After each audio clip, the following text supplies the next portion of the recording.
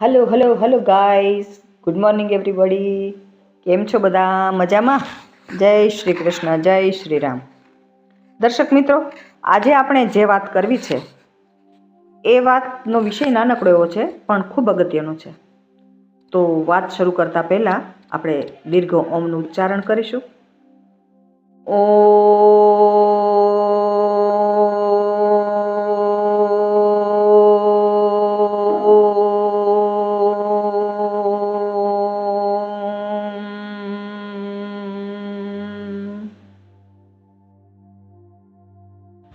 શ્રી ગણેશાય નમઃ, શ્રી સરસ્વત્યે નમઃ, શ્રી નારાયણાય નમઃ. દર્શક મિત્રો, આજે આપણે વાત કરવી છે ઓમના ઉચ્ચારની, ઓમના દીર્ઘનાદની. હવે ઓમ શું છે ખબર છે? જ્યારે કંઈ પણ નહોતું ને ત્યારે ઓમ હતો. મતલબ ઓમ એક ધ્વનિ છે, આદિ ધ્વનિ છે, જેને નાદ બ્રહ્મ કહેવામાં આવે છે. એટલે કે બ્રહ્મનો નાદ છે. એટલે જ્યારે કશું નહોતું ને ત્યારે પણ આ બ્રહ્મનો નાદ હતો. અને એ કેવો હતો એનું આપણા ઋષિઓએ સાંભળી અને આપણને સમજાવ્યું છે કે એનો આવો ઉચ્ચાર હતો એમ. અ ઉ ઓમ, અ ઉ મ ઓમ. હવે ઋષિમુનિઓએ કહ્યું છે, આ આપણા ઋષિમુનિએ જો કે શું કર્યું છે ખબર? દરેક વાતને કેપ્સ્યુલની જેમ ધર્મની અંદર ઓરોવીને આપણને કીધી છે. અને અત્યારે આપણે એટલે બધા આધુનિક થઈ ગયા છે એટલે ધર્મની બાબતમાં બહુ લક્ષ આપતા નથી. અને ઘણા હોય તો એમ કે ચાલો કીધું છે એટલે કરી નાખવાનું, એમ કરતા હોય છે.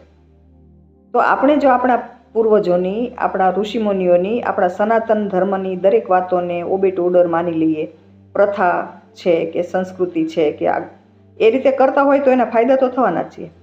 પરંતુ અત્યારે દરેકને પ્રશ્ન થાય, શા માટે, શું કામ? એના જવાબ મળે તો કરે, નહીંતર ના કરે. એટલે આજે મારે એ વાત કરવી છે કે આજે ઓમ છે એ પરબ્રહ્મને પામવાનો મંત્ર છે, એમ કહી શકાય. પરમ દિવ્ય પ્રથમ મંત્ર છે. અને બીજું શું છે ખબર છે? કે જ્યારે આપણે ઓમ બોલીએ છીએ ને તો જીભ ક્યાંય મોઢામાં અડતી નથી. નહીં તો એમ થાય ને કે જે બોલી શકે છે એના માટે આ સંભવ છે, અને મૂંગા છે એનું શું? તો ઓમનો ઉચ્ચાર મૂંગા લોકો પણ કરી શકે છે. એટલે ઓમ પણ મૂંગા લોકો માટે મંત્ર છે અને એના ઘણા બધા ફાયદા છે. હવે આપણે આમને એમ તો કોઈ કરતા જ નહોતા. આપણને એમ થાય કે ચાલો બ્રાહ્મણો જ્યારે કે કથા કરાવતા હોય કે યજ્ઞ યાગાદી કરાવતા હોય અને ઓમકાર કરાવે કે પ્રાણાયામ કરાવે ત્યારે કરી લેતા હોઈએ. અને પછી કોઈ વળી પુરાણો વાંચતા હોય તો પદ્મપુરાણમાં એવું લખ્યું છે કે દરેક વ્યક્તિએ 16 વખત ઓમનું ઉચ્ચારણ કરવું જોઈએ. હવે એણે કીધું છે એટલે એમ કે ભાઈ ધાર્મિક ગ્રંથ છે ને તો ધર્મનું હશે કાંઈ, એમ કરીને આપણે એને બહુ લક્ષ ના આપીએ. પણ ધર્મનું છે એમ માનીને કરતા હોય એવા પણ હોય છે, તો એ લોકોને ફાયદો પણ થતો હોય છે.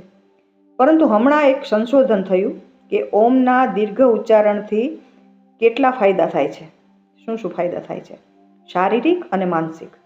તો આ જ્યારે જાણ્યા પછી આપણને એમ થાય કે ઓહો, આપણા ઋષિઓ, આપણા પૂર્વજો, આપણા બધા માટે આમ આપણું અહોભાવથી મસ્તક ઝૂકી જાય કે એ લોકો કેટલા એડવાન્સ હતા.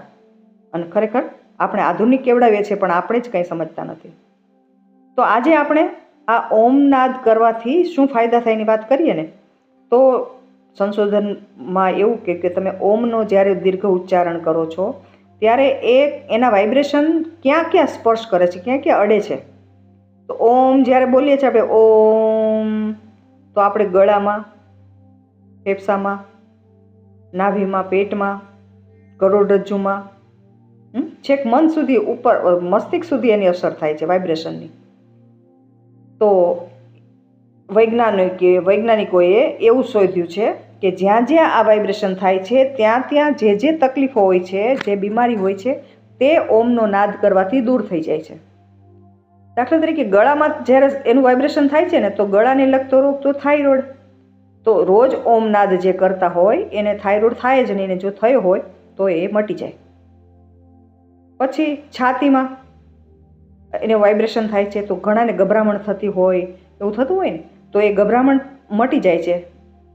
પછી ઘણાને પેટની તકલીફ હોય તો એ દૂર થઈ જાય છે, પાચન શક્તિ સરસ થઈ જાય છે.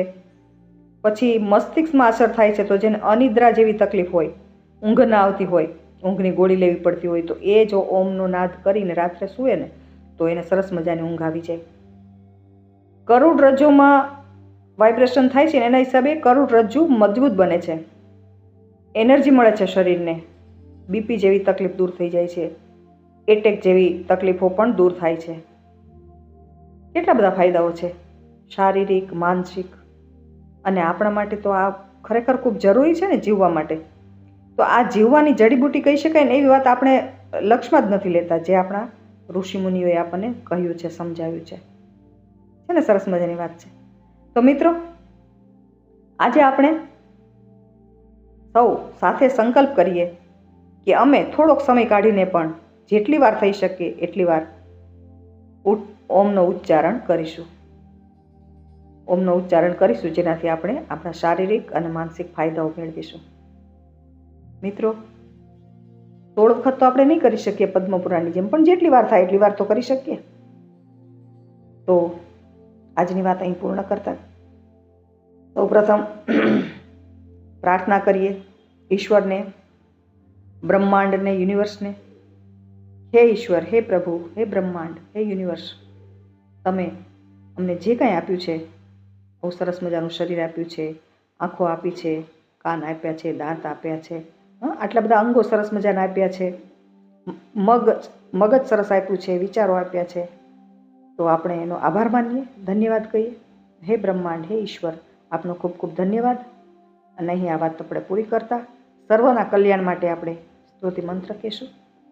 ઓમ સર્વે ભવન્તુ સુખિનઃ, સર્વે સંતુ નિરામય, સર્વે ભદ્રાણિ પશ્યન્તુ, મા કશ્ચિદ દુઃખ ભાગ ભવેત.